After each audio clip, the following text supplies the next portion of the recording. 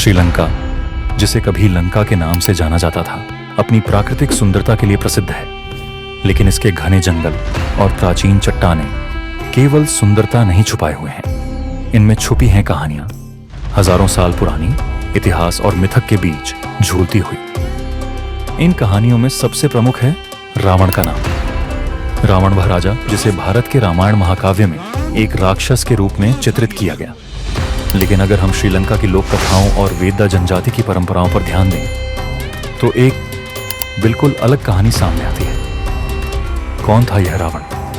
क्या वह सिर्फ एक राक्षस राजा था जैसा कि रामायण कहता है, या वह एक शक्तिशाली राजा, वैज्ञानिक और संरक्षक था जिसे इतिहास ने गलत समझा? और क्या वेदा जनजाति, श्रीलंका की सबसे पुरानी जनजाति, वास्तव में उसकी वंशज हो सकती है? आज हम इस कहानी को गहराई से जानेंगे, इतिहास, मिथक और सच्चाई के उस सफर पर जो सैकड़ों सवाल खड़े करता है। वेदा जनजाति, श्रीलंका की सबसे प्राचीन जनजाति, लगभग 18,000 साल पुरानी मानी जाती है। यह आंकड़ा उनके डीएनए अध्ययन और उनके द्वारा उपयोग किए गए पत्थर के औजारों के रेडियोकार्बन डेटिंग से सामने आया है। आज यह जनजाति लगभग 2,500 से 3,000 लोगों तक सीमित है, जो मुख्य रूप से जंगलों के दूरदराज के हिस्सों में रहते हैं। इनकी भाषा, जिसे वेदा कहा जाता है, अब लगभग विलुप्त हो चुकी है और इसमें केवल 300 से 400 लोग ही बात करते हैं। वेदा जनजाति की जीवन शैली जंगल पर आधारित है।